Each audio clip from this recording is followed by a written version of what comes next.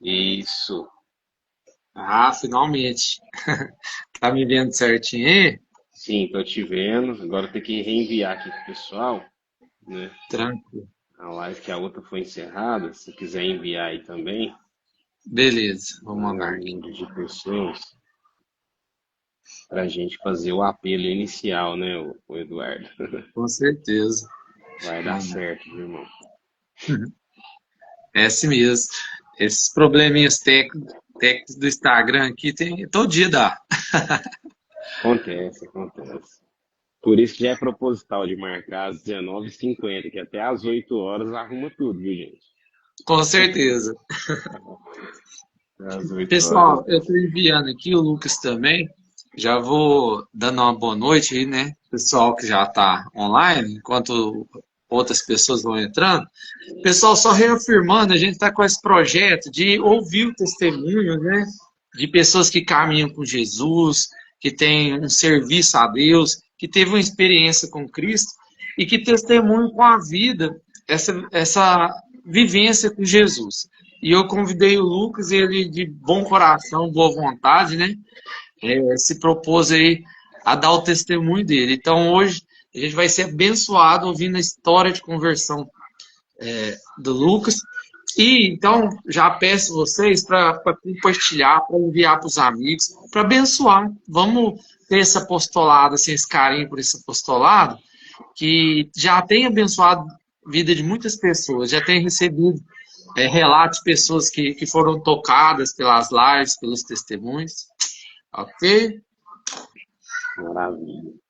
Aqui, para vocês tá aparecendo a câmera do Lucas, que para mim tá aparecendo só a minha. Tem o áudio dele, tem a janelinha, mas tá escuro para mim. Vamos ver se alguém comenta aí se está aparecendo. Porque se tiver aparecendo pessoal, não tem problema, que eu vou ouvindo seu áudio. É claro que é bom ver, né, para interagir, mas aquele disse que tá aparecendo. Então não tem problema. Já aconteceu isso em outras lives, depois ficou salvo certinho. Faz bom Mara- demais. É bom para você não assustar, irmão. Ah, eu acho que teria então que fechar a minha câmera. Maravilha. Então vamos começar? Vamos começar. Então, estamos reunidos em nome do Pai, do Filho, do Espírito Espírito Santo. Santo. Amém. Vamos entregar nessa live esse testemunho nas mãos de Jesus pela intercessão de Nossa Senhora. Ave Maria, cheia de graça, o Senhor é convosco.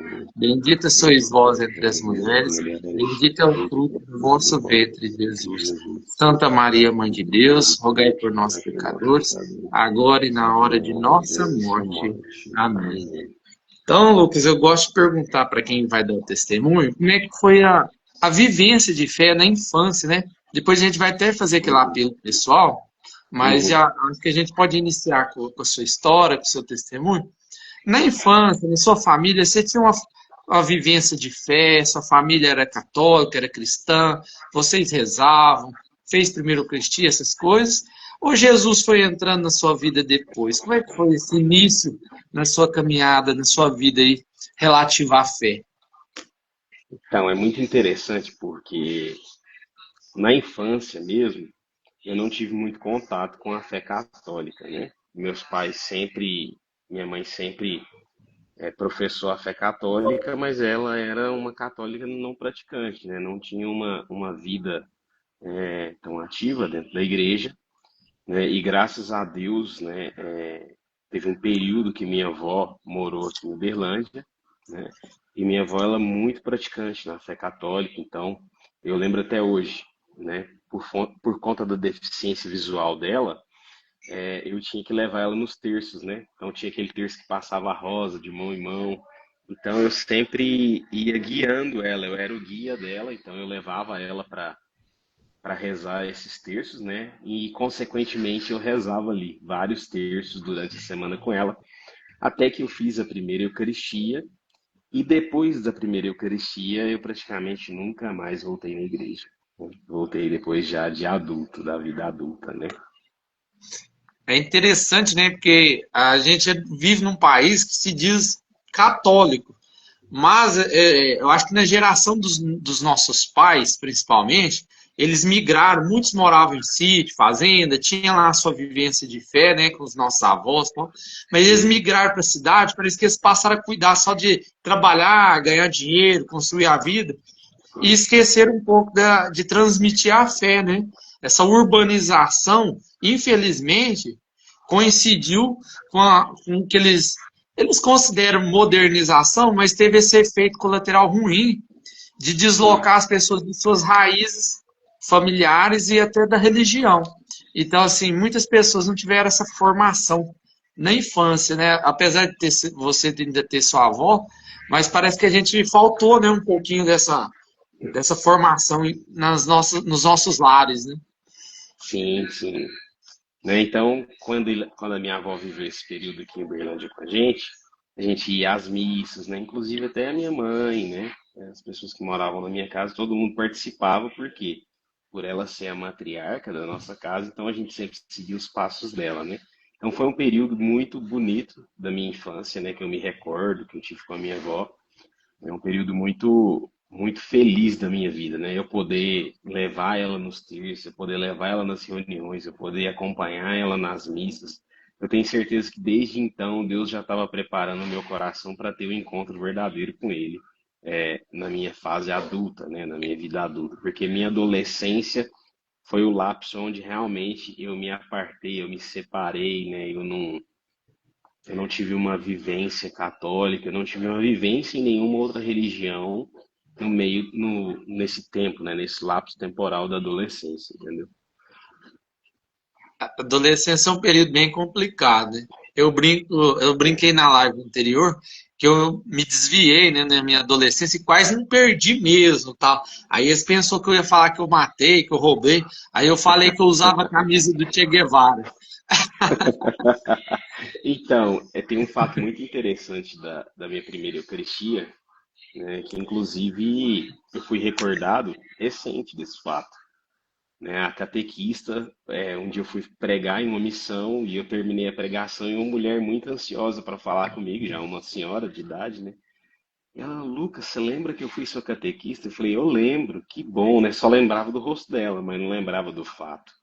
E ela me contou um fato que quando eu fui fazer a primeira Eucaristia, eu faltava muito, eu não participava das catequeses, eu não era, na verdade, eu não estava apto, né, a nem receber ali a primeira Eucaristia. Só que um dia ela passou na rua da minha casa, poucos dias antes, e eu não ia receber, eles não iam deixar, né, eu receber o sacramento, porque eu não participei, eu faltei muito, eu não fiz a catequese em si, né. E aí eu falei para ela, eu quero receber Jesus, eu quero muito receber Jesus. E eu era criança, né, e ela me contando esse fato agora recente, e ela falou assim, ó, preciso falar com o padre, mas do jeito que você tá me pedindo é impossível negar. Eu tô vendo verdade, né? E aí, de fato, eu fiz a primeira Eucaristia ali, mas foi muito conturbado, muito assim, sabe?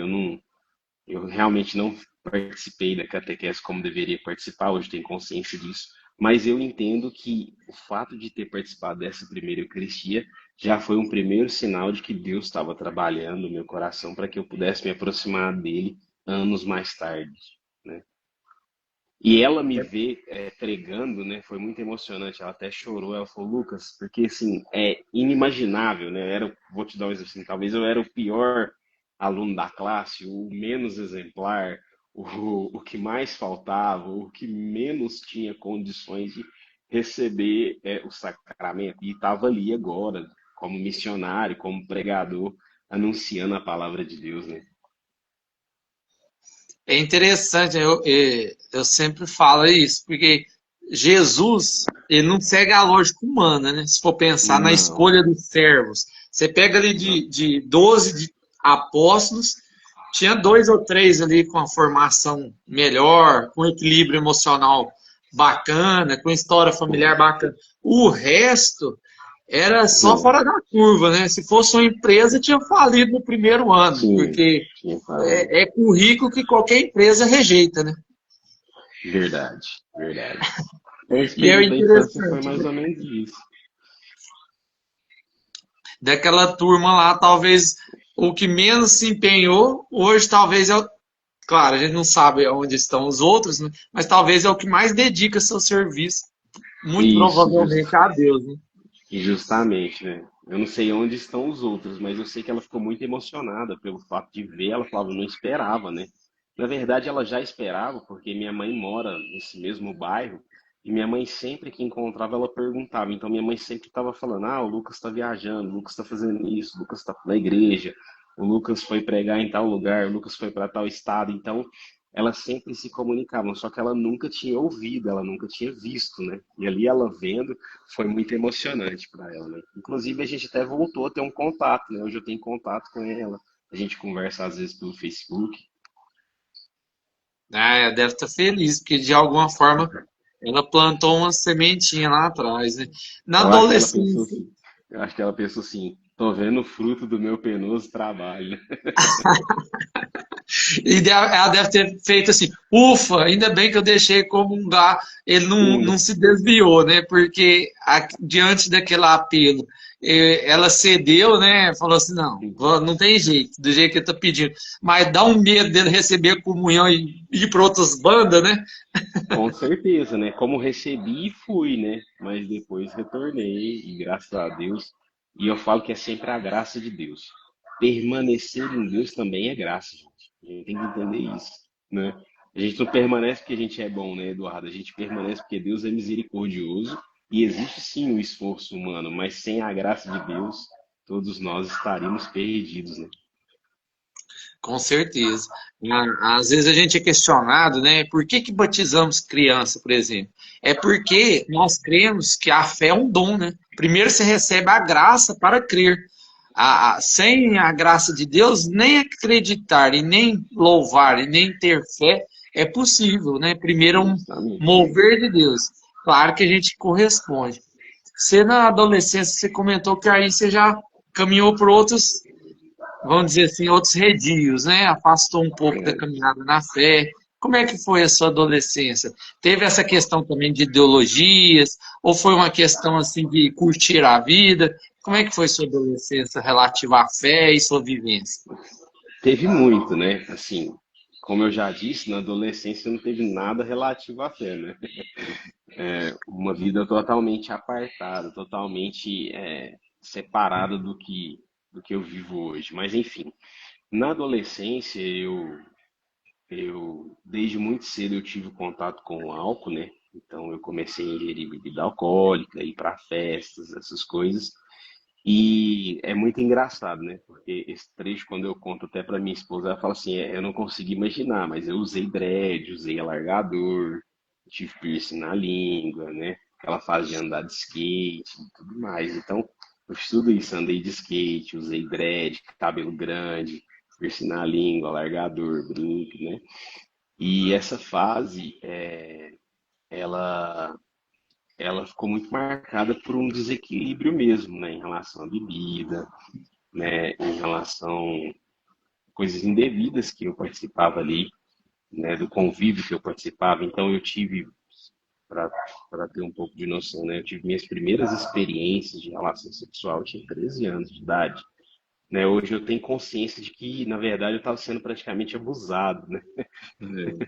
Porque muito novo, sem capacidade de entender a gravidade dos atos que estavam acontecendo, mas eu passei ele dos 13 até os 20 anos bem afastado de igreja, bem afastado da religião, vivendo uma vida totalmente desregrada. E sim, tinha ideologia, né? Porque principalmente no âmbito escolar a gente aprende o quê? Que a escola, que a igreja matou, que a igreja perseguiu, que a igreja, né, era contra a ciência, um monte de coisa que na escola, principalmente na minha adolescência ali nos anos 2000, 2001, 2002, né, tinha muito isso. Então se falava muito disso, né?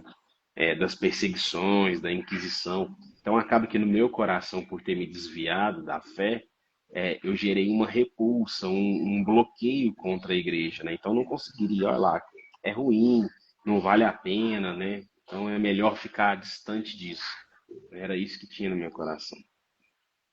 É interessante esse negócio, né, da propaganda anticatólica. Existem dois tipos de pessoa no mundo. O católico e o anticatólico. É difícil ter uma coisa assim mais aceitável com a igreja católica se o cara não é católico. A ideologia é muito forte contra a igreja, né? Eu lembro que eu me declarava comunista. Eu fui comunista por um tempo, né? Os professores me convenceram que era justiça social, tal. E eu era muito idealista, né? Um cara sempre gostei de estudar bastante e tudo, mas eu era muito idealista e eu sonhava com um mundo melhor e tal. E eu via na revolução o meio de se alcançar um mundo melhor, mais justo, né? Eu via, por exemplo, eu trabalhando desde criança, trabalhando bastante, e gente que nunca trabalhou rica, na vidona boa, fazendo, produzindo coisas que não tem nada a ver, que só faz mal para os outros. Música, vamos dar um exemplo assim, sem criticar, mas músicas que não colaboram nada, letras horríveis, o cara sem dono nenhum tá lá milionário, e eu ali trabalhando e penando para pagar as contas, então eu via no socialismo a resposta, né? E aquela propaganda de católica terrível. Aí só que não batia. Só, nossa, a idade das trevas. Aí você vai ver as coisas mais belas do mundo eram criadas pela igreja. Fala assim, orfanatos, asilos, as catedrais, as artes, Faculdade. a literatura, a música mais elevada, os melhores pensadores. Eu falei, gente, alguma coisa que não bate, né? É. É, você começou, você se afastou, teve esse período longe da igreja, e como é que Cristo foi te reconquistando? Você teve alguma experiência sensível da graça, uma manifestação da graça de Deus visível, digamos assim, sensível, ou foi uma coisa ali que Deus foi trabalhando devagarzinho no seu coração? Foi algo muito interessante, né? Porque como a minha adolescência ela foi mergulhada muito na promiscuidade, né? Numa vida promíscua, numa vida desregrada, principalmente na área da afetividade, da sexualidade, né? Da bebida. É, então, eu tive a graça de conhecer um jovem da igreja, a gente fazia estágio junto, né? Ele se chama Fé Lucas. E ele tocava num grupo de jovens e ele sempre relatava o seu final de semana, né? Não, esse final de semana eu toquei na missa, esse final de semana eu participei do grupo de jovens, esse final de semana eu tava. E ele ficou um ano praticamente. Na verdade, não deu um ano, deu 10 meses. Ele ficou 10 meses do dia que ele me conheceu até o dia que ia acontecer um retiro de primeiro anúncio, né? Então ele foi conversando comigo e muito antes desse retiro, uns 6 meses antes, ele falou: Ó, Lucas, quero te fazer um convite para você participar de um retiro de primeiro anúncio, né? Ele é um retiro que acontece aqui em Uberlândia, chama Repique, né? Ele falou: quero que você participe, você vai? Eu falei: cara, eu não gosto, né? Tal, tal. Mas por consideração, porque eu tinha uma consideração por ele, né? Olha para você ver como que é importante, né? A gente olhar para uma pessoa, considerar ela e levar em conta o que ela está falando para a gente. Eu mesmo distante da igreja, eu levava em conta o que ele estava conversando comigo. Então, eu fiz um compromisso com ele, né? E mesmo longe, da fé, eu sempre fui uma pessoa muito honrosa naquilo que eu digo, eu cumpro, entendeu? Então, eu falei para ele: eu vou participar, né? E o que é muito interessante, Eduardo, que eu fui participar do retiro e não conhecia ninguém. Hoje todo mundo vai para o retiro se tiver com um colega, se tiver com amigos, se tiver alguém que ele conhece, se tiver alguma menininha que lhe interessa. Sempre tem um interesse. Nesse retiro que eu fui, eu não conhecia ninguém, eu não sabia nada, eu nunca tinha ouvido falar de renovação carismática católica, eu nunca tinha ouvido falar nada, nada, nada. Então, ou seja, desde a primeira Eucaristia até meus 20, 21 anos, eu não me recordo agora o ano exato. Eu não tinha experiência com nada da fé. E eu fui para esse retiro, né? E lá nesse retiro passou todo o querigma, né? Tudo aquilo que é pregado, amor de Deus, pecado de salvação, né? Todo o querigma, fé e conversão e tudo mais. Batismo no Espírito Santo, Eucaristia. E eu saí daquele retiro com a sensação, né? Até uso muito a frase de Santo Agostinho, né? Eu encontrei dentro o que estava fora, eu encontrei dentro o que eu estava buscando fora de mim mesmo. Porque nesses 3 dias, foram 3 dias que eu passei longe das festas, longe da bebida, é, longe das amizades que me levavam para esses caminhos que não são bons, e eu tive a oportunidade de refletir. Então eu lembro até hoje, quando eu saí da casa de retiro, voltei para a sede aonde a gente encontrava os nossos familiares, eu me deparei com a primeira luta que eu teria na minha vida, porque eu cheguei lá e não encontrei nenhum familiar. Eu tive que pegar a mala, entrar no ônibus e ir embora para minha casa, né? E muito bonito porque mesmo sem entender, mesmo sem ter as dimensões, as razões da fé, aquilo ali despertou em mim uma curiosidade. É o que eu tenho falado para muitas pessoas onde eu vou. Tudo que eu mais quero após uma pregação minha, Eduardo, ou após uma ministração, ou após, né, uma conversa, eu quero que as pessoas tenham uma santa curiosidade de conhecer a fé católica, né? Eu digo que se todo mundo que ouvisse essa live, ou ouvisse uma pregação do Eduardo, ou ouvisse uma pregação de quem quer que seja, buscasse de forma aberta com o coração a fé católica, as respostas das suas indagações, encontraria, né? Eu digo isso por próprio testemunho. Então eu não sabia, fui embora para minha casa e comecei a fazer um propósito de participar do grupo de jovens. Falei, ó, vou começar a participar do grupo de jovens. E o que é muito interessante é que dentro do ônibus, depois do retiro, Eduardo, eu liguei para esse amigo meu que tinha arrumado a inscrição. Falei para ele, no próximo ano eu quero ajudar, eu quero servir, eu quero poder proporcionar para as outras pessoas o que eu vivi, a experiência que eu vivi. Olha para você ver, claro que a gente estava, né, eufórico, aquela coisa, a emoção, a euforia, né, o arrepio, tudo aquilo que a gente viveu lá, ainda estava muito latente, porque foi praticamente no domingo à noite eu já tinha tomado essa decisão e falado para ele, né? Então esse foi o primeiro contato, né? Foi muito interessante que também não conhecia batismo no Espírito Santo, então começou aquela oração em línguas, e começou a oração na sala, e quando é fé, um vai e repousou no Espírito. Eu falei, meu Deus, o que eu estou fazendo aqui? Né? O que está acontecendo? E agora, será que eu vou cair? Tanto que eu sentei.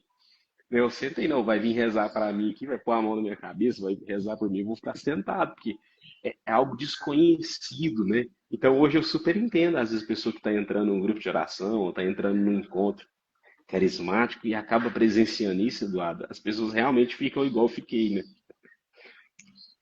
Assustada. Mas Fica assustado. impactada também, né? Mexida no Sim, bom sentido também, né? sim. E aí, o que Eu, que acontece? Não sei se eu posso seguir aqui, você vai.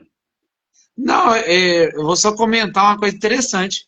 Quase todas as pessoas que eu entrevistei até agora atribuíram à renovação carismática um papel muito importante no início da conversão delas, dessa conversão mais profunda, desse, digamos assim, assumir Cristo como Senhor. Então, não é que eu estou nem puxando sardinha nem nada, não, porque eu também, a minha história, a renovação tem seu papel, e até hoje, né? Até hoje Uhum. estou, tem laços aí, às vezes vou no grupo de oração e tudo, e sirvo, inclusive. Então, acho que na, a pessoa que busca felicidade, no fundo, todo mundo busca ser feliz. E a felicidade, Sim. essa resposta está dentro da gente, é Deus. Ele falou, está dentro, não está fora. E a renovação ao querigma, essa vivência do querigma, ajuda muito, né, Lucas? Ajuda muito, porque o que que acontece? A renovação carismática foi a grande pioneira dessa pregação querigmática, eu acho que dessa forma, nesse estilo, dentro da Igreja Católica, né? Então, assim, a pregação querigmática na renovação carismática, ela tem uma potência extraordinária de fazer com que as pessoas voltem, né? As pessoas olhem para a igreja e começam, ó, eu preciso buscar a Deus, né? Então, a renovação carismática tem um papel importantíssimo na minha vida, na minha história, né?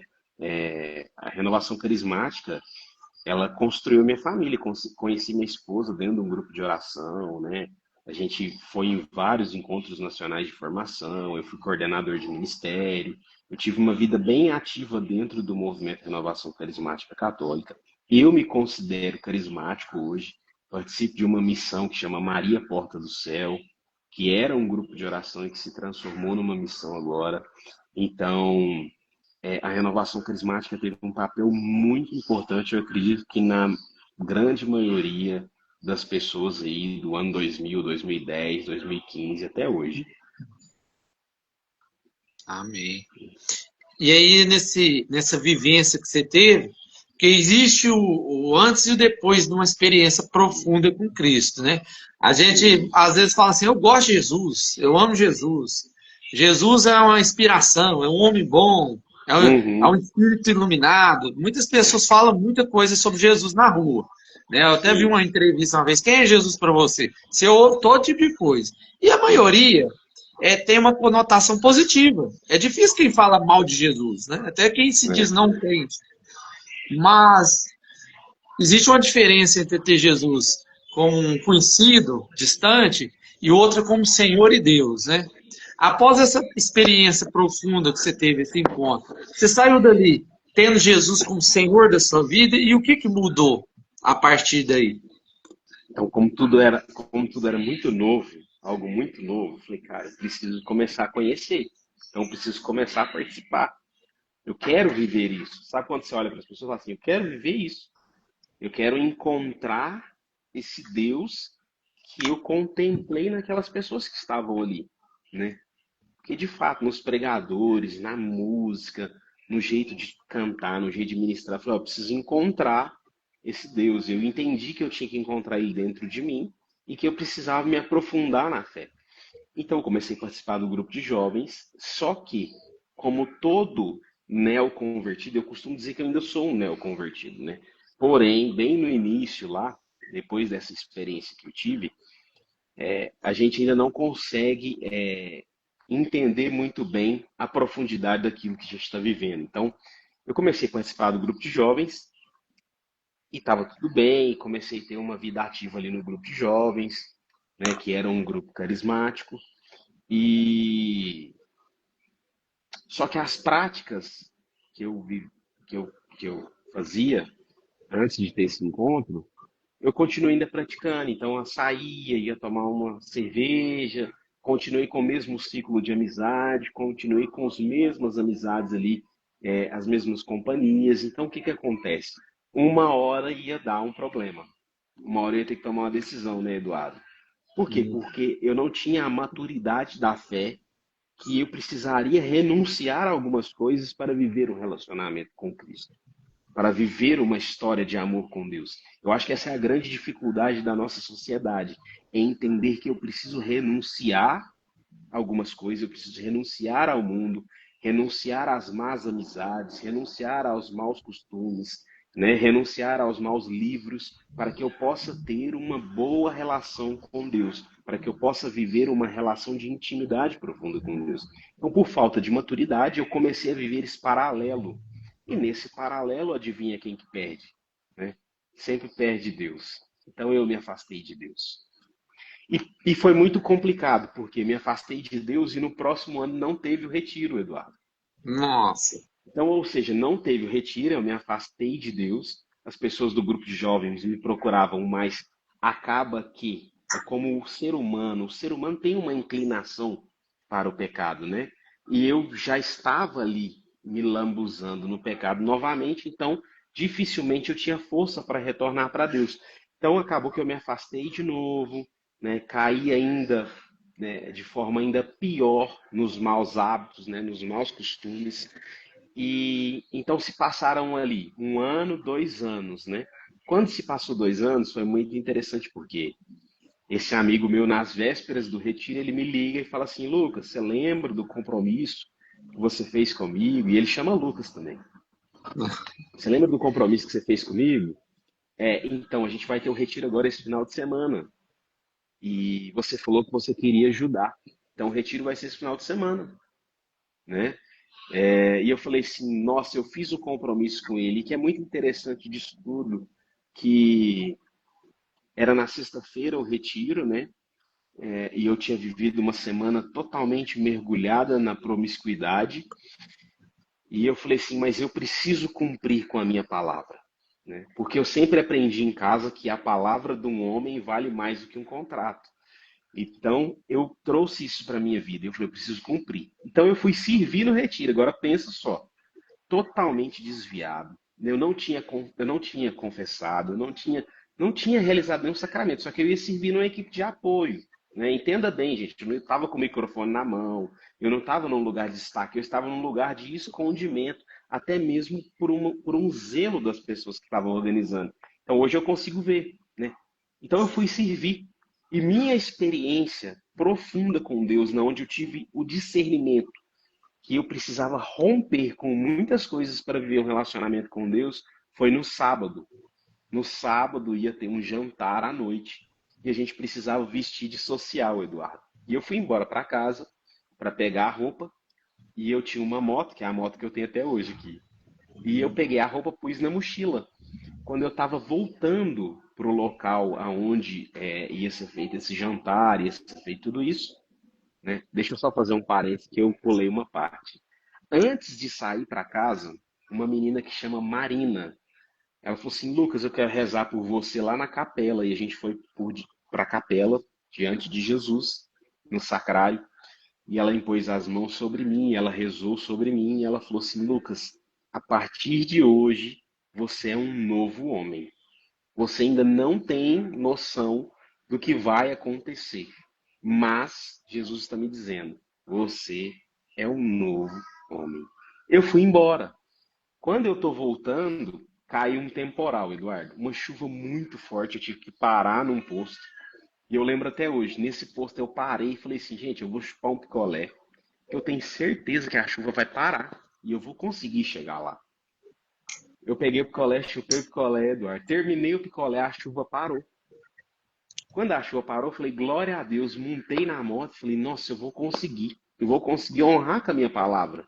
Entenda bem, eu não estava lá porque eu já era apaixonado por Deus, eu estava lá porque eu queria honrar com a minha palavra. E as pessoas estavam rezando por mim, e as pessoas estavam contando comigo. Então eu peguei a moto, montei na moto e fui. Quando eu saí, eu peguei uma descida aqui em Uberlândia, que é perto do quartel, e não tem aonde você esconder. O que que acontece? Começa a chover de novo. E na hora que começa a chover de novo, eu escuto, né? Eu escuto mesmo assim do meu interior, eu dizendo assim, essa chuva é para lavar todo o seu passado, é para te limpar. Então essa água que está caindo é para te limpar. Então eu cheguei lá todo molhado, eu cheguei lá, a roupa não tinha como, eu tive que servir de bermuda e de camisa e todo mundo de social. E eu servi muito feliz ali a alegria já tinha tomado conta do meu coração, né? Eu tinha sido tomado por uma alegria extraordinária nesse momento, onde a chuva mesmo, de forma visível, né? A natureza. E Deus tinha falado: eu estou te lavando, essa água que está caindo do céu é para te lavar, é para te fazer um homem novo. E ali eu entendi a oração da tarde, né? Então foi a partir desse dia que eu entendi que para viver com Deus eu precisava deixar muitas coisas.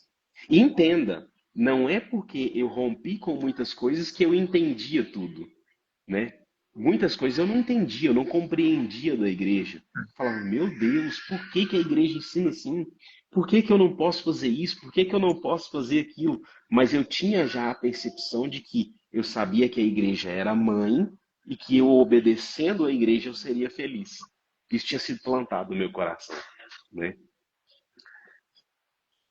E diante dessa experiência, né, agora sim, digamos, Cristo ocupou um lugar de centro, né, na sua vida. Após essa experiência, como é que foi sua caminhada com Cristo?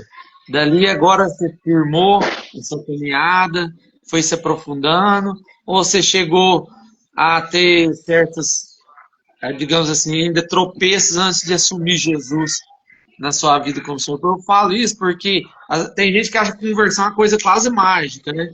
A gente Uhum. converte, tá tudo certo, beleza.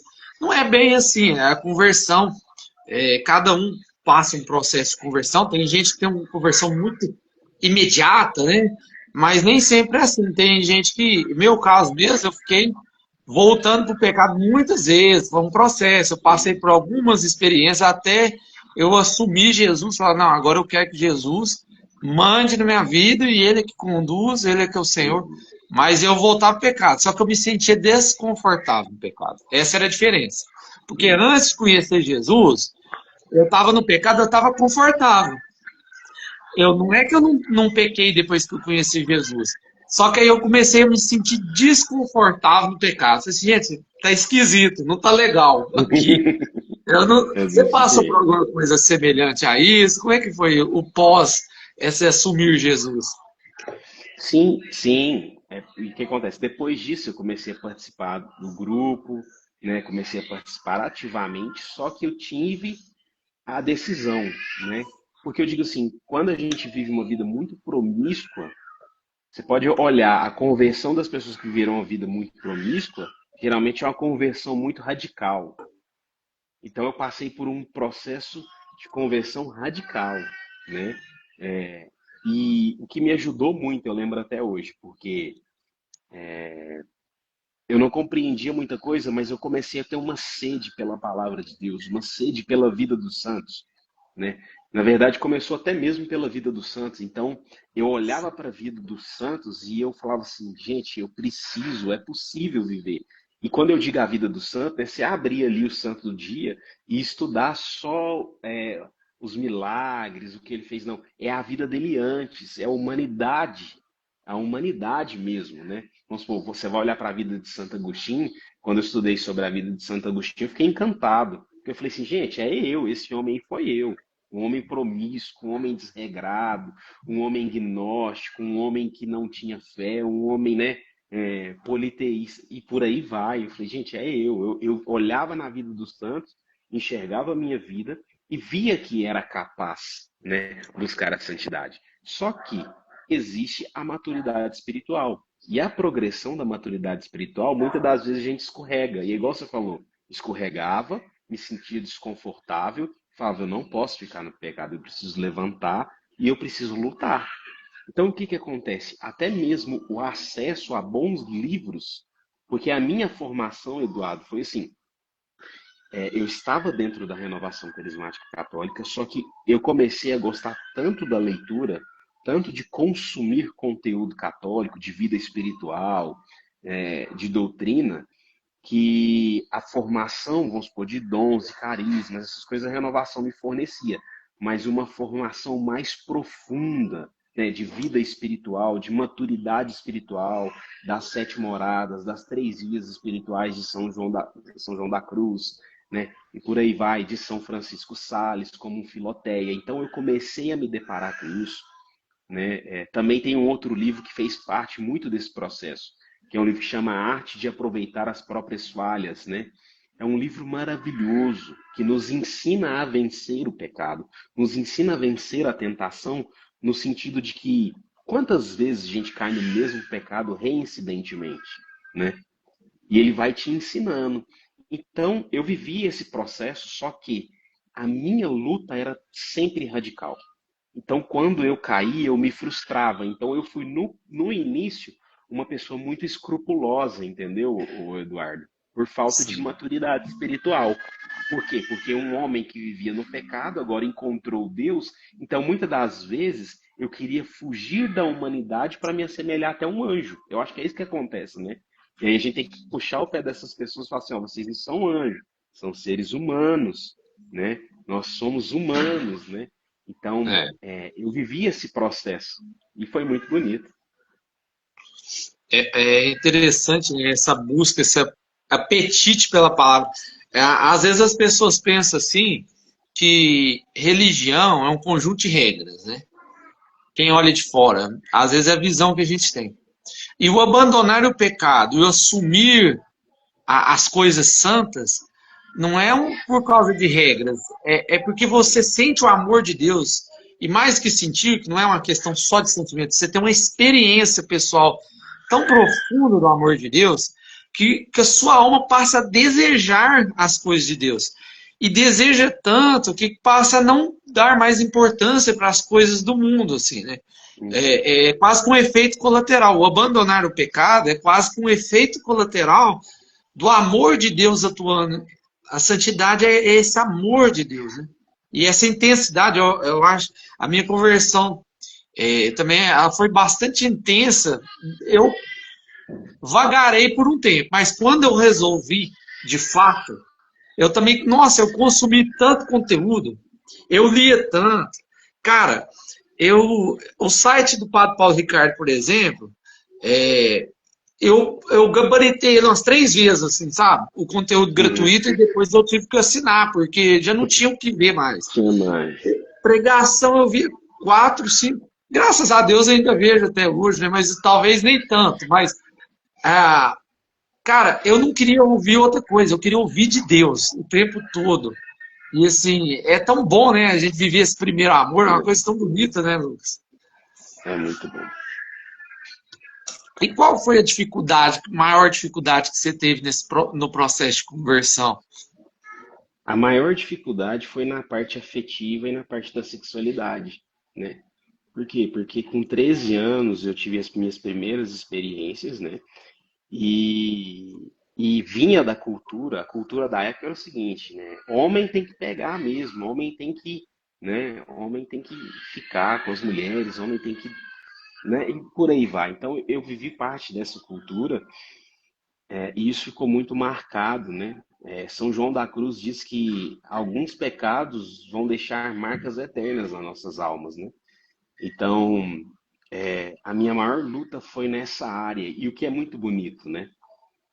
Quando eu encontrei a minha esposa hoje, mas a gente estava se conhecendo, eu não tinha dimensão e profundidade do que era, mas eu queria viver o que a igreja me propunha. Você entendeu? Eu não duvidava da igreja. Eu falava, eu quero viver o que a igreja pede para me viver. Eu quero ser um bom católico, mesmo não compreendendo racionalmente. Então, a gente foi estudando junto. Então, eu estudei muito sobre afetividade e sexualidade, estudei muito a teologia do corpo, né? Estudei muito, é, é, muito assim, né? Nessa parte, né, de afetividade, um pouco da moral que é dita em Santo Afonso Maria de Ligório, né? O Tratado da Castidade, por aí vai. Então, eu estudei muitos livros nessa parte, e essa parte da afetividade, porque a minha afetividade era ferida, né? Eu fui um homem afetivamente ferido na minha infância, na minha adolescência, e isso traz marcas profundas na parte da sexualidade. Então, o meu maior desafio foi desenvolver o Lucas na parte da sexualidade, porque, vamos supor, até mesmo no namoro, né? Quantas vezes a Carol virava para mim e falava assim, Lucas, parece que você não me deseja. E eu falei assim, eu preciso me frear tanto que parece que não sinto nada por você, mas não é isso. É porque eu sinto muito, né? Mas eu não posso te ter agora. E a mulher, no relacionamento, ela quer se sentir desejada. É normal ela querer se sentir desejada. E é normal ter o desejo. Só que por falta de conhecimento e por falta de maturidade espiritual, quantas vezes eu me reprimia, né? Eu matava muitas das vezes dentro de mim para conseguir viver a castidade, para conseguir viver aquilo que a igreja, aquilo que Deus sempre sonhou, né? Que é um plano de amor para o homem, né? Para conseguir viver um amor verdadeiro, né? Não um amor consumista, não um amor só de usar, de possuir o outro, entendeu? Então essa foi uma das maiores dificuldades ali da minha conversão, foi essa, né? E é muito interessante te contar um fato muito interessante, porque dentro da renovação eu comecei a receber tanta formação, Eduardo. Comecei a ler tanto livro, comecei a ler Vida de Santo, comecei a ler muitas coisas. E aí eu tinha um coordenador do Ministério Jovem que chama Glauber, eu tenho um grande carinho por ele, ele é padrinho de casamento, padrinho de filhos meus aqui. E ele falou assim, Lucas, vai pregar, né? E eu fui pregar em fora de Uberlândia, a primeira pregação em Tumbiara, Goiás, um retiro de carnaval. E ali o meu ministério, ele se deu o início do meu ministério. E é muito interessante que eu não era crismado. Então, quando eu voltei, olha pra você ver, quando eu voltei, eu falei assim, cara, eu preciso crismar, preciso receber o sacramento da crisma, preciso confirmar a minha fé, né? E aí foi muito interessante que nas primeiras aulas de crismas, a moça falou assim, ô Lucas, você não precisa fazer isso aqui, você pode dar aula, né? E eu falei assim, não, não é bem assim, vamos com calma. Então, quando eu recebi o sacramento da crisma, eu já tinha uma vida missionária que já tinha sido ativada, né? Então, assim, já estava pregando em grupo de oração, já estava pregando em encontros, né? E aí eu fui resolver a minha vida sacramental, né? Claro, tô falando da crisma aqui, gente, mas no início da caminhada eu sempre busquei muito. Duas coisas, se você quer vencer e progredir espiritualmente, aprenda a confessar bem e aprenda a comungar bem. Esse é uma grande estratégia. Se você quer vencer os seus pecados de estimação, principalmente os jovens, né? Se confessa sempre com o mesmo padre. Eu quero confessar sempre com o mesmo padre. Essa é uma estratégia para quem quer progredir espiritualmente. Né? Porque na hora de cair, a gente não se sente constrangido, mas na hora de confessar, a gente se sente constrangido. E aí, quantas vezes eu, no início da minha caminhada, ficava pulando de confessor para confessor? A vergonha, né, que a gente tem, mas é bom passar essa vergonha, né? Então, mas é justamente quando eu entendi isso, eu preciso de um padre que vai atender as minhas confissões. E É. eu quero esse padre como meu confessor. A vida dos santos era assim, eles tinham um confessor. Eles não confessavam com qualquer padre. Eles tinham um confessor. Justamente por isso. Porque se na hora de pecar eu não sinto vergonha, eu não sinto nojo daquilo, por que que eu tenho que sentir na hora de me confessar? Porque essa é uma estratégia do demônio mesmo. Né? Ele É. fala assim, não, vai lá, a tentação é assim, o diálogo com a tentação, a gente sempre perde, porque é assim, vai lá, faz. Só mais essa vez, amanhã você confessa. Aí o que que você faz? Você cai no pecado, aí você se sente muito mal, e aí na hora que você pensa em confessar, aí o que que a tentação vem de novo? O que que o acusador fala? Ah, mas você vai confessar de novo o mesmo pecado para o mesmo padre, e aí vai procrastinando a confissão até você achar um outro sacerdote. Isso quando a vida da gente não é ceifada antes de se confessar, né? Que ainda tem esse E aí, perigo. A gente nunca e sabe o aí é dia que de está amanhã, né? Aí é que está o grande problema. Por isso que eu amo Dom Bosco, né? Porque ele diz, né, para um jovem: e se você morresse hoje? Essa é a pergunta que todos nós deveríamos fazer. E se eu morresse agora? E se eu morresse hoje? Eu estou em estado de graça? Eu estou em comunhão com Cristo? Eu estou em intimidade com Cristo? Eu estou em estado de graça? Essa é a pergunta que todos nós. Por isso que eu amo também São José Maria Escrivá, que ele diz que o exame de consciência é indispensável para quem quer progredir espiritualmente. Porque eu preciso fazer um exame de consciência de como foi meu dia hoje, para que eu possa melhorar amanhã, e se eu tiver cometido algum pecado, para que eu confesse ele amanhã o mais rápido possível. A gente, quando passa pela conversão, pelas etapas da conversão, né? Tem o conhecer, amar e tem o servir, né? O se unir a Deus na felicidade eterna é a última etapa, né? Quando a gente Uhum. for para Deus, literalmente, né? Mas você já contou um pouco de como você conheceu, passou a amar a Deus. E já começou a falar um pouquinho da missão. Fala um pouquinho mais para a gente sobre o servir a Deus, como é que o servir a Deus entrou na sua vida, esse desejo, esse chamado de ganhar almas para Jesus, de levar o Evangelho, de servir a Cristo naquilo que Ele te chama, conhecer o seu carisma e vivê-lo, né? Como é que foi É. essa questão do despertar para o servir? Foi algo muito natural, sabe, Eduardo? As pessoas olharam assim e falaram assim: Lucas, você tem o dom de pregação. Você tem que pregar. Eu falei, tá, tudo bem. E aí, por onde a gente vai começar? E aí eu tive um bom formador, né? Alguém que me acompanhou ali no início, me ajudou a formar. E aí foi nascendo. E aí eu digo que quem confirma o ministério é a comunidade, é o povo, né? Não adianta eu dizer assim, ah, eu sou pregador, mas eu nunca recebo nenhum convite, nunca tem nada, nunca tem uma primeira oportunidade. Sempre que tem as primeiras oportunidades. Por isso que eu digo, gente, é muito bom promover o outro. Eu amo promover o outro, eu gosto de promover o outro, principalmente quando eu vejo, vou dar um exemplo. Eduardo, eu vejo em você que você é um pregador. Eu quero promover o seu ministério. Eu quero fazer parte desse início da sua vida ministerial. Isso é muito importante.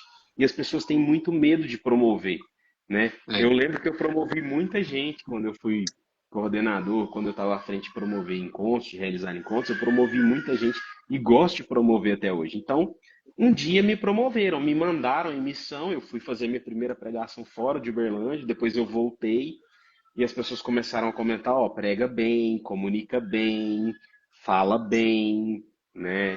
Tem o dom de se comunicar. Isso é muito importante para um pregador. Né? Eu lembro até hoje a experiência que a gente viveu junto. Né? Que você falou que você era gago, você tinha dificuldade de pregar, eu acho. A gente estava numa cidade, num encontro. Né? E você ali tremendo, eu lembro até hoje, segurando seu braço, você tremendo, você lembra disso?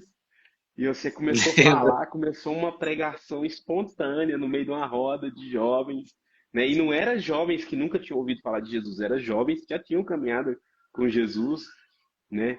Então, promover o ministério do outro é sempre muito bom. Me promoveram no sentido de impulsionar, né, de incentivar, e eu comecei, né, e foi algo muito natural. E o que que acontece? Eu tive que entender algumas coisas, porque o meu sonho era ser missionário e viajar para o mundo inteiro.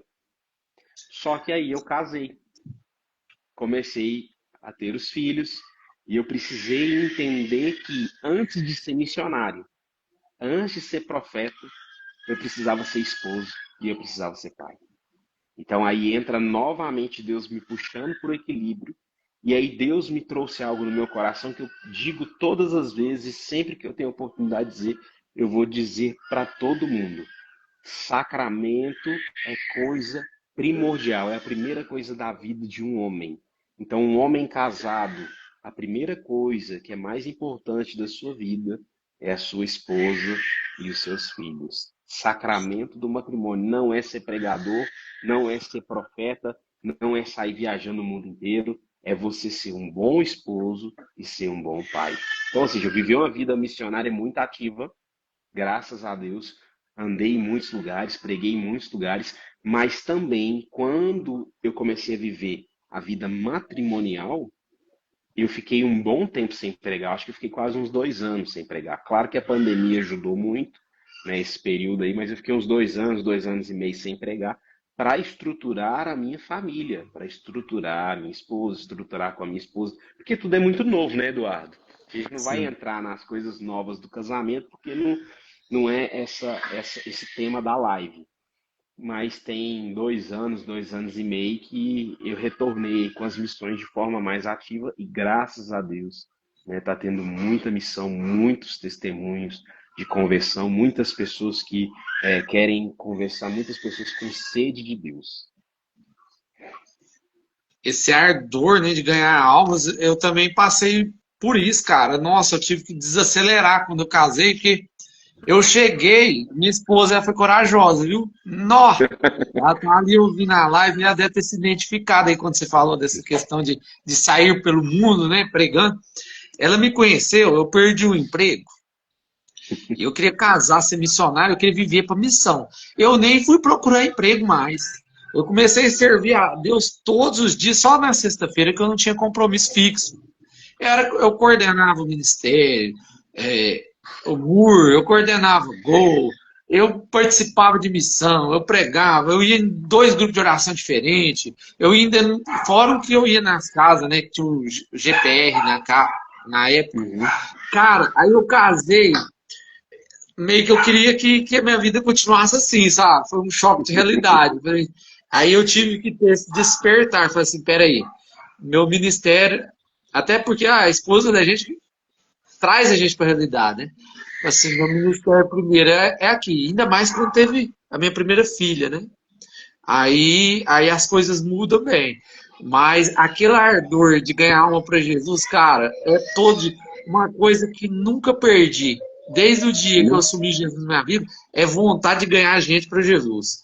Isso é uma coisa que me alegra, cara. Eu vou até aproveitar esse gancho, já que a gente já deu uma quebradinha aqui no seu andar aí, para a gente fazer aquele apelo que a gente ia fazer. Pessoal, eu comecei esse projeto de ouvir testemunhos. E você está vendo o tanto que é abençoado ouvir o testemunho do irmão, e o tanto que nos edifica, o tanto que a gente é fortalecido na fé com o testemunho dos irmãos.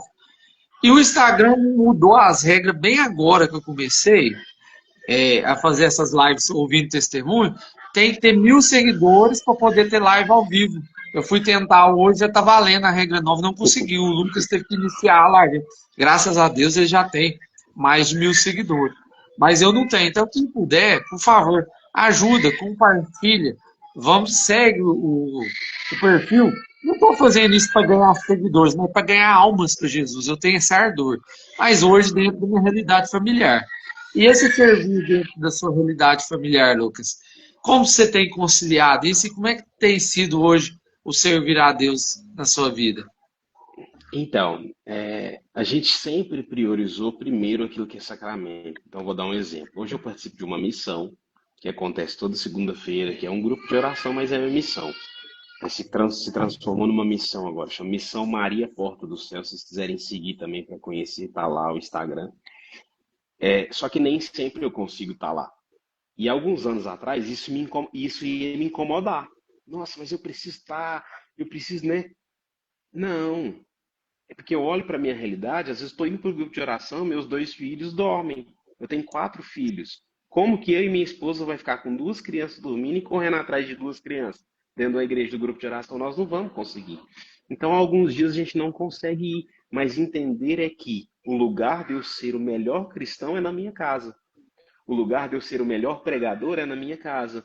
O melhor lugar de exercitar os carismas, de exercitar o perdão, de exercitar a reconciliação, o amor, né? É dentro da minha casa. Então, entender isso me trouxe uma libertação interior profunda, porque eu não carrego mais um peso de que eu tenho que participar, de que eu tenho que estar, né? Eu entendi que para me ser um bom cristão, eu preciso primeiro ser um bom pai hoje. Para me ser um bom cristão, eu preciso ser um bom esposo. Porque não adianta ser um bom pregador, não adianta falar bem, não adianta pronunciar bem, não adianta fazer as pessoas chorarem. A minha vida precisa falar mais que a minha boca. Então eu entendi isso. Eu entendi isso. E entendendo isso, eu dou prioridade sempre para a minha vida matrimonial, né? Então, ou seja, hoje como que eu faço com as missões, né? Eu tenho vivido, eu tenho tentado lutado para viver essa experiência, que é uma família missionária. Eu vou dar um exemplo. Na minha primeira missão, eu levei a minha esposa que estava grávida, levei a minha esposa e meus 3 filhos para a missão. Ela não estava grávida, não. Foi a primeira missão que a gente foi. Também foi em Tumbiara, Goiás. Depois a gente foi para São Paulo. Eu levei meus 3 filhos e a minha esposa estava grávida do Felipe. A gente passou 4 dias pregando em família. Então eu fazia as pregações, só que eu estava lá dando um testemunho de que é possível ser uma família missionária, né? Eu tenho visto que tem faltado muito isso. Eu sei que é difícil, porque eu terminava a pregação, eu tinha que trocar a fralda. Eu terminava a pregação, eu tinha que correr atrás dos meus filhos. Eu terminava a pregação, eu tinha que dar comida na boca dos meus filhos. Mas é possível ser missionário, ganhar almas e estar com a sua família. Então, aqui em casa, a gente preza muito por esse viés de ser uma família missionária. Hoje eu não tenho essa condição, porque meu carro é de 5 lugares e nós precisamos de um carro de 7 lugares. Então não consigo sempre levar eles para estar comigo nas pregações. Só que, Eduardo, eu vivi algo extraordinário nesse carnaval. Esse carnaval desse ano, o meu filho, Felipe, ele tinha apenas uns 4 meses, eu acho, 3 meses, e ele internou na quarta-feira. E eu falei assim, amor, você quer que eu cancele a missão de carnaval? Ela falou assim, não, você precisa ir. Porque não adianta você ficar, não tem como você ficar aqui no hospital. Eu vou ficar no hospital com o Felipe, deixa a Maria com a minha mãe e leva os 2 mais velhos. Meus filhos mais velhos têm 5 anos e o outro tem 3 anos. Foi eu e meus 2 filhos, o mais velho de 5 anos e o outro de 3 anos, para a missão. E a gente pregou o carnaval junto. A gente conversou junto, a gente viveu junto. 4 dias de carnaval, eu cuidando de 2 crianças e pregando o evangelho. E sabe qual foi a melhor pregação que foi feita? Não foi a que eu usei o microfone, foi a que eu vivi fora do microfone. Então eu tenho vivido isso. E é pagar um preço. Porque dizer que é fácil, não é fácil. Dizer que é tranquilo correr com as crianças, terminar uma pregação, estar no meio de um raciocínio de uma pregação, seu filho puxar a sua roupa, puxar a sua camisa, chamar a atenção, não é fácil. Mas deixa eu te falar um negócio. O testemunho fala mais do que a boca. Nós precisamos mostrar para o mundo que é possível ser uma família numerosa e é possível ter uma vida missionária com equilíbrio. Com equilíbrio. Isso é muito bonito, a abertura à vida, né? O mundo se escandaliza, mas a gente está aqui nesse ponto para escandalizar o mundo, não escandalizar com o pecado, mas com a Não, santidade. E a santidade de vida, no principal serviço, igual você falou, o poder espiritual, que é gerar um filho, está narrado no Salmo 126. Filhos são flecha, são herança do Senhor. Quando a gente entrar no céu, a única coisa que a gente ajudou Deus a produzir nessa terra, que vai estar lá eternamente, são nossos filhos. Eles sim, não serão nossos filhos, serão nossos irmãos lá na eternidade, mas a gente vai se lembrar que que Deus se utilizou da nossa vida para gerar nova vida, né? Então, eu acho assim, cara, a maternidade e a paternidade é algo muito santo mesmo, que reflete o poder criador de Deus, que é um transbordar de Deus, né? A criação é um transbordar do amor de Deus. Deus te criou para quê? Por amor e para o amor. Ele não precisa de você para existir, mas o amor dele transbordou e quis criar a sua vida, né? E o pai e a mãe é esse instrumento de Deus para gerar filhos, né? Crescei-vos e multiplicai-vos. O mundo hoje é muito antinatalidade. Uma das ideologias que eu tive que vencer foi a ideologia antinatalidade, né? Que a gente, apesar que eu sempre quis ter muito filho, até que graças a Deus isso eu não me contaminei. Mas aquela visão utilitarista, né? A gente tem. Filho não, filho é alma eterna. Nós estamos gerando almas eternas para o reino. Acho bonito seu testemunho de colocar a família em primeiro lugar, ter a família como missão, né? E foi E essa muito, família tá aí junto. e foi muito interessante porque, inclusive, na última pregação que eu fiz nesse retiro de carnaval, eu nem consegui terminar, concluir ela direito, né? Porque diante de tudo que a gente estava vivendo, né? Existia um combate ali espiritual, mas existia também a questão da saúde, da internação do Felipe, de estar com as duas crianças pequenas, e foi muito bonito porque é por isso que eu digo que a nossa vida tem que falar mais do que as nossas palavras, porque foi isso que ficou marcado com as pessoas, né? Às vezes não foi as palavras bonitas, a pregação que foi feita, a exortação que foi dita, mas a forma que a gente estava vivendo ali, né? Então, naquele encontro, todo mundo se uniu, todo mundo rezou pelo Felipe, e foi muito interessante que quando a gente voltou na quarta-feira de cinza, ele ganhou alta, né? Então, coisas extraordinárias acontecem, porque o ardor missionário, você falou algo extraordinário, o ardor missionário, ele nunca apaga no coração de alguém que verdadeiramente tem sede de almas. Eu gostava muito de ler sobre a vida dos santos, e eu gosto até hoje. Eu conheci um santo que chama Santo André Bolóla. Ele é conhecido como o caçador de almas. Ele dizia assim: hoje eu saio do convento e eu não volto para o convento enquanto eu não roubar uma alma do inferno. Então, em algumas traduções, ele é conhecido como o ladrão de almas, né? Ou seja, aquele que roubava as almas do inferno para fazer com que as almas se retornassem para Deus, né? Eu meio que peguei isso para mim, né, junto com esse ardor missionário. Eu gosto muito dessa frase dele, desse título dele. Não, bonito demais, né? Esse aí é mais que um pescador, ele vai lá É. e busca a alma, né? E é muito interessante porque nesse encontro, no encontro que eu tive, eu acho que já está até encerrando, se a live cair, pessoal, fica o apelo. Você que está assistindo agora, ou você que vai assistir depois, sigam o Instagram do Eduardo, vamos ajudar ele a continuar esse projeto de evangelização, né? Eu vou publicar no meu story lá também, mas tem um fato interessante. O tema do encontro, desse único encontro que eu fui, o encontro de primeiro anúncio, foi o único que eu fui, foi esse. Era Lucas 5:5. Por conta de tua palavra eu lançarei as redes. Esse foi o tema do meu encontro. Então, a música tema era aquela Pescador, da banda Dom, eu acho, né? Eu vou lançar minhas redes, né? Eu sou muito ruim para cantar, gente. Mas é essa música aí, depois vocês procuram, essa música marca a minha história, né? Do começo até hoje, né? Com Deus. Toda vez que eu escuto, eu choro. Todas as vezes que eu saio em missão, às vezes eu coloco aqui no story do meu Instagram, porque de fato eu quero ser um pescador de almas. Não, a música do meu casamento é muito parecida com essa aí, Alma Missionária. Eu entrei no meu casamento. Cara, é outra música que mexe demais comigo, Alma Missionária. Mexe demais.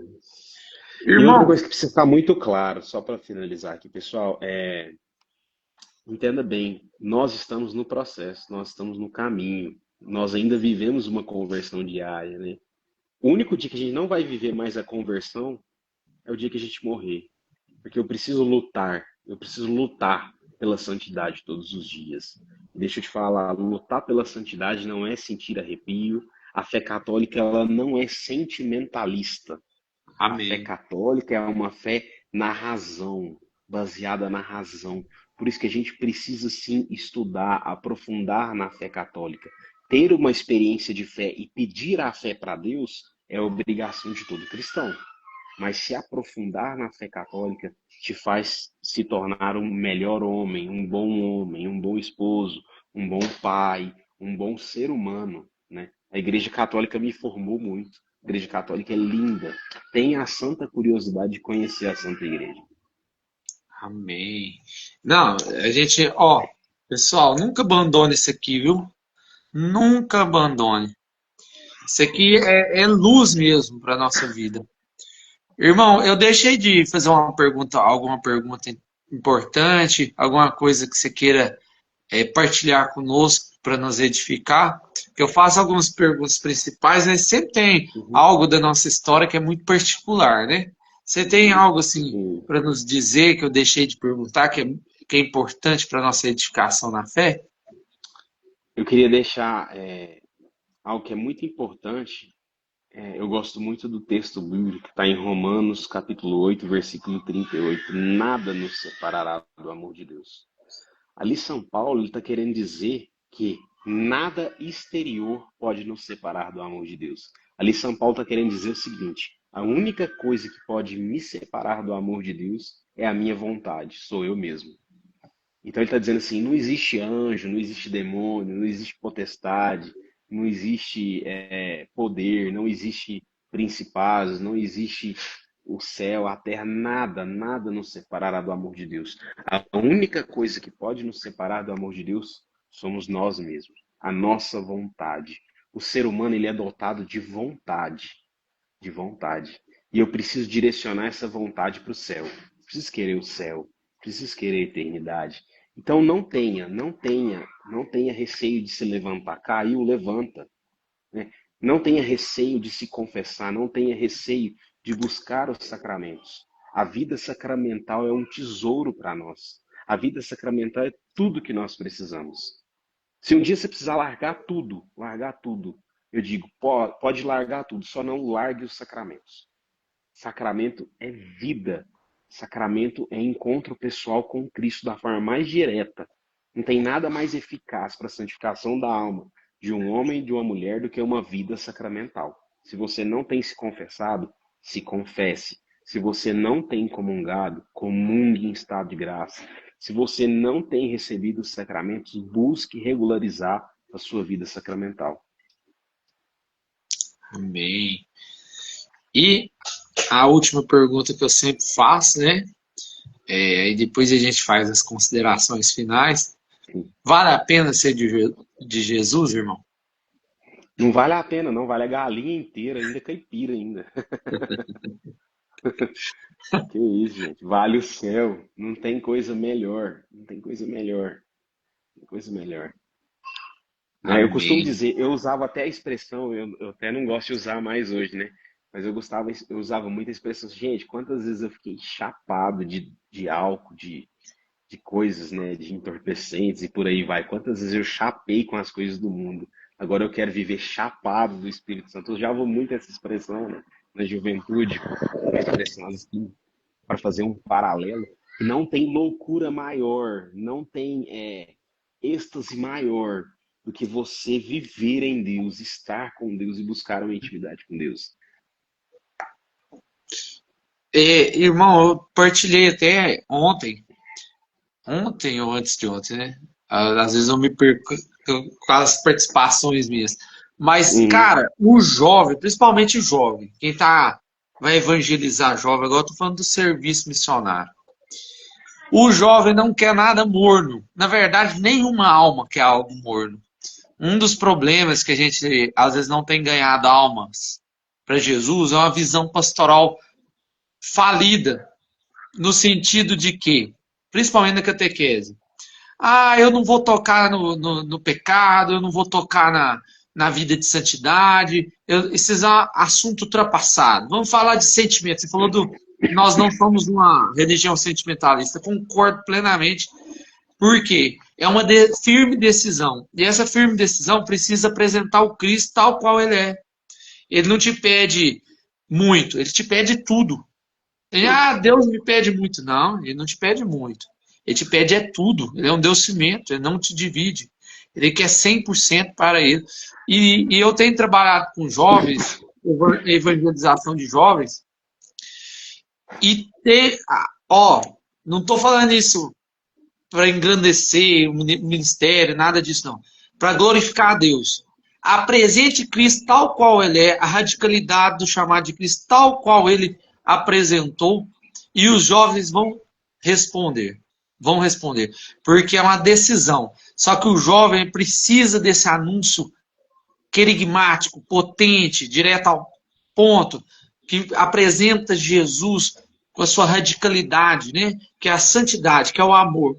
Então, Uhum. não tenham medo de pregar o evangelho, oportuno e inoportunamente. Independente para quem. Ah, aquele ali é perdido. Não existe isso para Deus. É aquele ali que vai ter a conversão mais potente. Porque aonde abundou o pecado, superabundou a graça. Então, para Verdade. Deus, tem ninguém perdido. Não tem currículo perdido para a igreja. Tem para o mundo. Para a igreja, Deus faz nova todas as coisas. Sem Ele, Aleluia. nada podemos fazer. Mas com Ele, obras maiores do que a dele, Ele nos prometeu. Não desista de ganhar almas. Cuide da sua família, seu primeiro ministério. Mas nunca deixe de usar a sua família como testemunho para ganhar almas para Jesus. E isso passa, irmãos, por uma coisa muito simples. Eu vou fazer mais uma vez esse apelo. Esse ministério aqui, esse trabalho, esse projeto de ouvir testemunhos, é para isso aí, a gente ouvir testemunhos que nos fortalecem na fé. A caminhada do Lucas, o testemunho dele de família, eu estou pensando aqui sobre minha família, como é que eu vou cuidar da minha família depois do que ele falou. Porque às vezes eu ainda tenho essa destemperança de querer ganhar o mundo inteiro e às vezes eu não dou o foco necessário para cuidar. Não estou falando É, que eu não cuido, mas o que ele falou me fez querer cuidar um pouquinho mais da minha casa, da minha é família, muito, dos meus é muito filhos. interessante, o Eduardo, que você está falando. Eu vou voltar na catequese, né? Antes do Felipe nascer agora, eu tava dando catequese de Crisma. Igual você falou, apresentar Cristo como ele é, apresentar a beleza da igreja como ela é, né?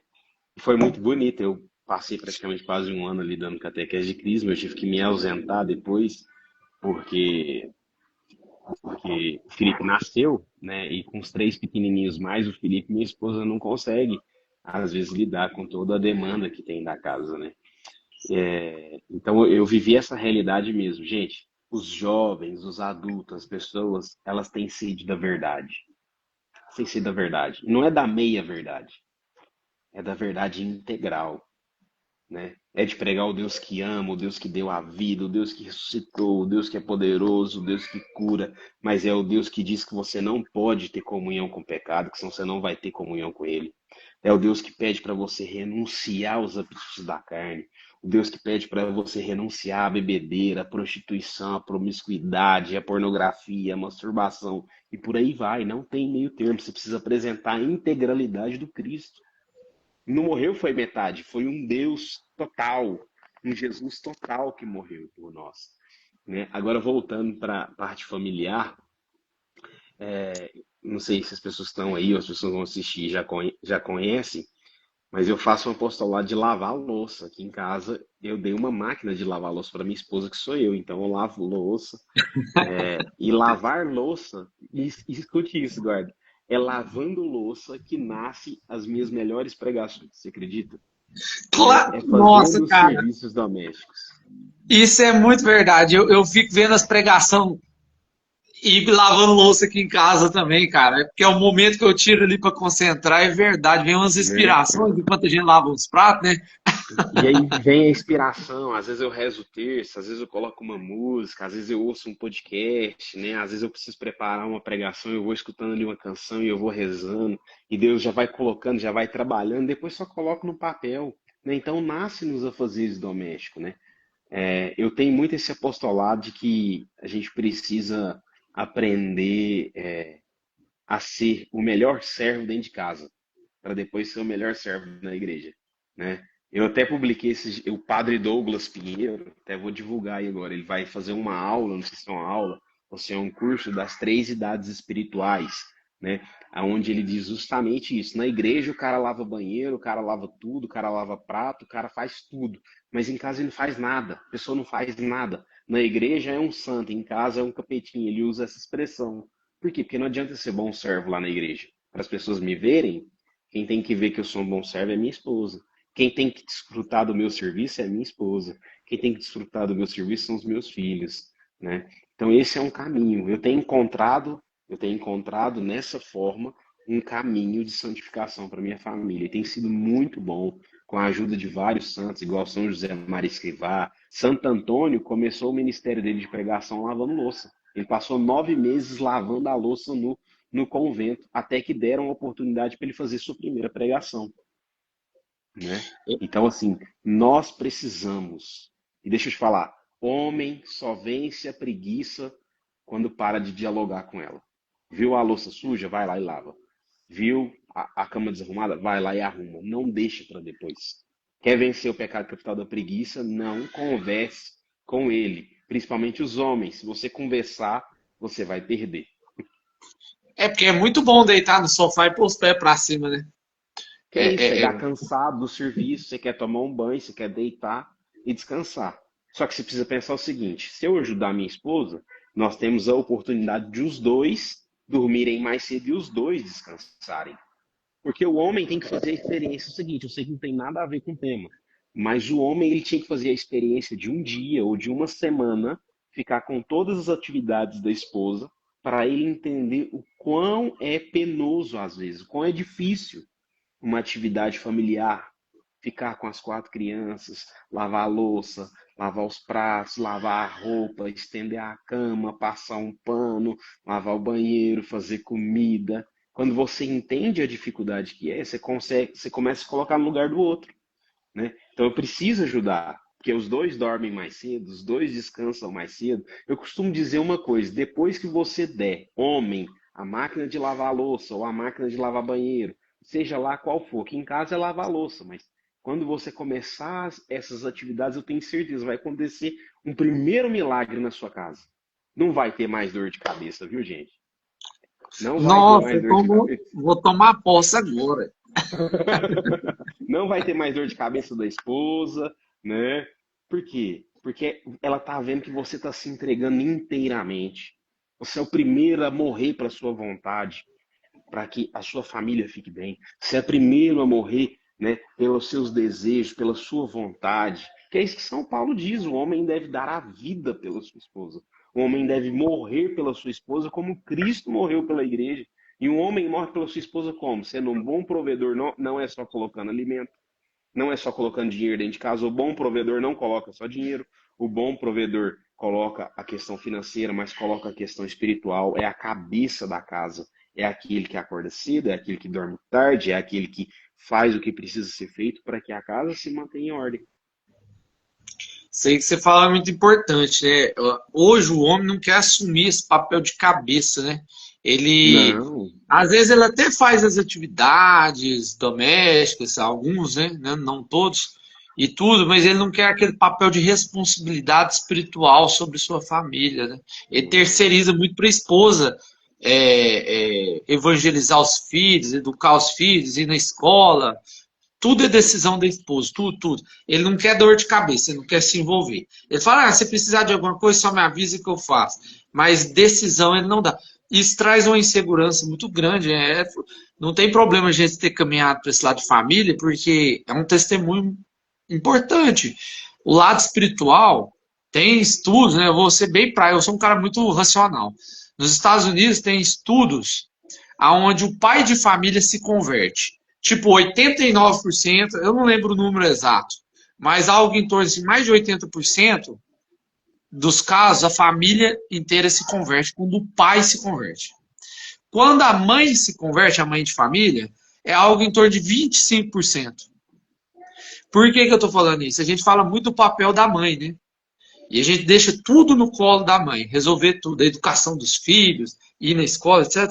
Só que principalmente a educação moral e a educação na fé é responsabilidade primeira do homem. Primeira. A mulher é auxiliar, idônea, né, conforme a Bíblia. Mas a responsabilidade de dar direção espiritual na família é número 1 dos pais. É uma tragédia. Mais da metade dos lares brasileiros hoje não tem um homem, não tem um pai de família conduzindo. Isso é uma tragédia. emocional, espiritual, material. É uma Social. tragédia. Então, social, todos os aspectos. Não estou condenando ninguém a não ter uma vida feliz, próspera, espiritualmente, etc., porque não tem um pai dentro de casa. Mas é mais difícil para aquela criança. É mais É difícil. muito mais difícil. Então, assim, pais, sejam homens, sejam pais de verdade. A palavra de Deus, e eu já citei isso aqui em outras lives, fala assim que os filhos testemunharão contra os pais no dia do juízo. Contra os pais omissos. É lógico que não é contra os pais bons que cumpriram o seu Uhum. dever. Perfeito ninguém, tranquilo. Mas, pelo menos, seja presença. Não é isso, Lucas? Sim, isso mesmo, Eduardo. Isso mesmo. É isso Então, aí. um detalhe que eu queria colocar antes da gente encerrar, também nessa questão da família, eu cito isso, mas nunca deixo de reafirmar. Uma vez um padre falou assim, que perguntou, vocês sabem qual que é o exorcismo mais difícil de ser feito? Aí as pessoas falam, ele estava falando da prática dele, né? Não da teologia do exorcismo, Uhum. mas da prática dele. Aí uns falou assim, quando a pessoa se consagra às entidades, vive certas Uhum. religiões, que invoca espíritos e tal, ele falou, não, o pior não é quando a pessoa se consagra, é quando os pais consagraram o jovem, a criança, quando ela ainda era bem pequenininha. É muito mais difícil libertar uma pessoa que foi consagrada pelos pais do que quando ela mesma se consagrou. Aí a pessoa perguntou, mas por que, padre? Teologicamente, eu não posso te explicar 100% isso, que é um mistério de Deus. Mas a autoridade espiritual dos pais é tão grande para abençoar e para amaldiçoar que tem efeitos espirituais severos. Claro que Deus tudo pode libertar, tudo pode. Deus é maior que tudo. Mas é uma das coisas mais complicadas. Por que eu estou falando isso? O testemunho do Lucas tocou muito sobre família. A gente ia falar sobre serviço. Por ele ser missionário, pregador, eu achei que ele ia dar ênfase nisso. Olha o tanto que Deus é bom. Deu ênfase no primeiro serviço dele, que é a família. Na Senso de primeira prioridade. missão. A primeira missão. Então ele teve senso de prioridade.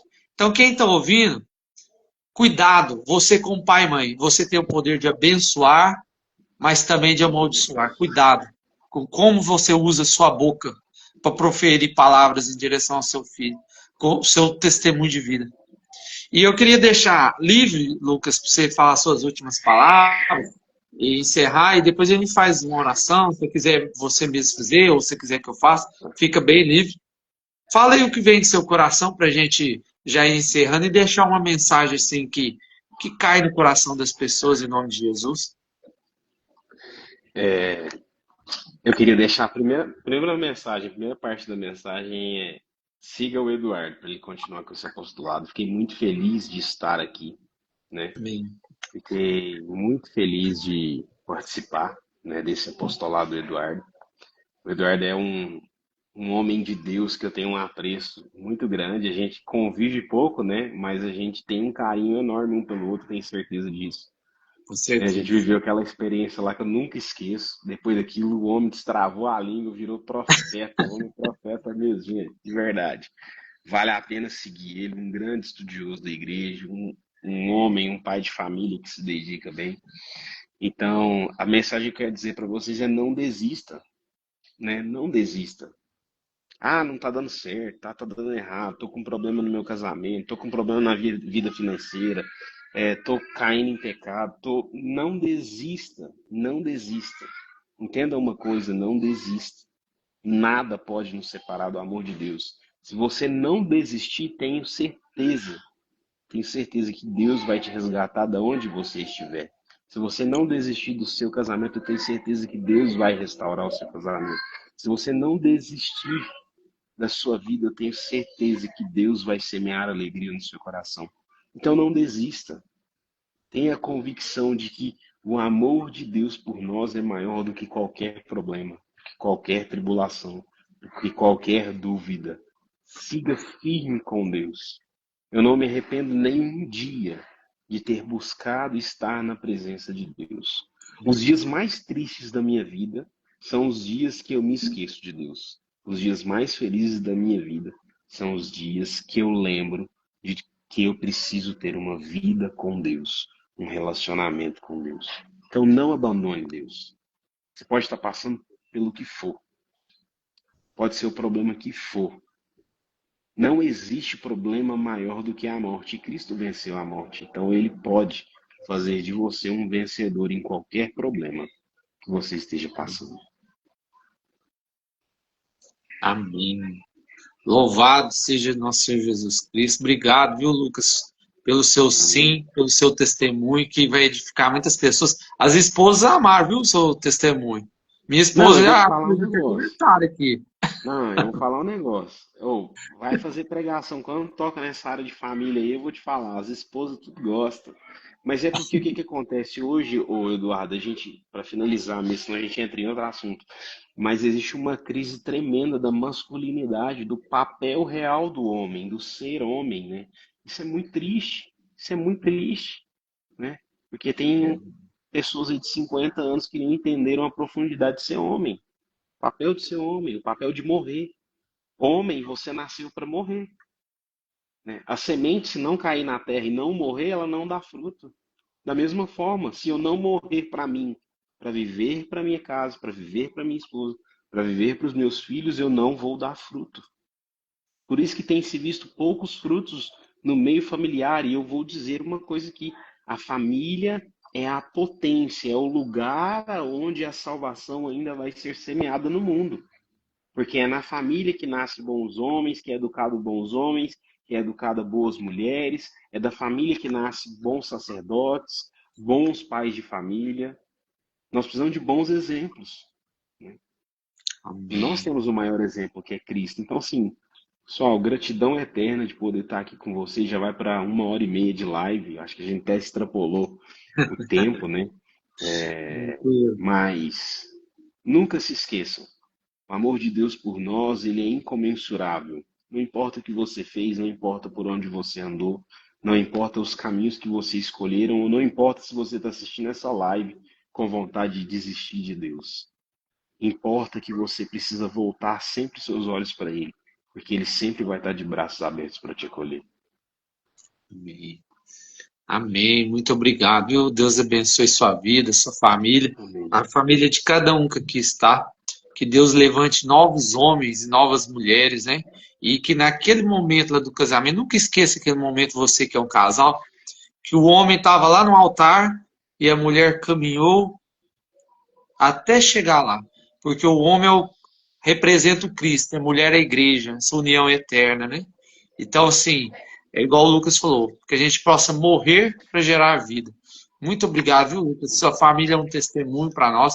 Tenho um carinho sim, muito grande por você. Vejo esse ardor, né? Eu me identifico muito com o seu jeito de pregar, de anunciar, a sua visão da igreja. Eu comungo muito com esse. Eu quis muito te convidar para essa live, porque a gente tem uma afinidade muito grande com a missão, com o jeito de encarar a missão. Então, muito obrigado pelo seu partilho. Que Deus continue te usando. Muitas almas, a começar aquelas da sua casa, serão tocadas e abençoadas através da sua vida. Que bom que Deus te elegeu para essa missão e que você correspondeu com o seu sim. Então, que Deus abençoe cada um que aqui está, que Nossa Senhora possa interceder, Sagrada Família possa interceder, São João Batista possa também interceder por cada pessoa que está aqui vendo. Deus abençoe. Muito boa noite. Abraço a todos. Obrigadão, viu? Abraço, Lucas. Deus abençoe. Pessoal, o pessoal que está entrando aí, segue o Eduardo, gente. Vamos ajudar ele nesse apostolado aí. Amém. Tem muita gente entrando agora. A gente já está no final da live. Ela vai ficar Amém. gravada. Eu vou deixar ela no meu perfil, no perfil do Eduardo. Vocês sigam o perfil do Eduardo para que ele consiga atingir os 1.000 seguidores, para que ele consiga prosseguir nesse processo de evangelização, né? Nessa missão de evangelização. A internet é um instrumento hoje de evangelização na mão do Eduardo, na minha mão, né? Então eu te peço isso encarecidamente, viu? Agradeço todos que ouviram, que acompanharam a gente do início ao fim, aqueles que entraram e saíram, e todos aqueles que ainda vão assistir. Se você assistir essa live, você gostar dela, comente alguma coisa que te chamou a atenção, algo que te marcou nessa live. Se quiser também, ficou alguma dúvida, pode chamar o Eduardo, pode me chamar no Amém. Instagram. A gente está aqui para crescer junto na fé. Amém? Forte Ah, abraço. Salve Maria, amor à Imaculada sempre. salve Maria, pessoal. Salve, Obrigadão. fique com Deus Deus, abençoe. pessoal.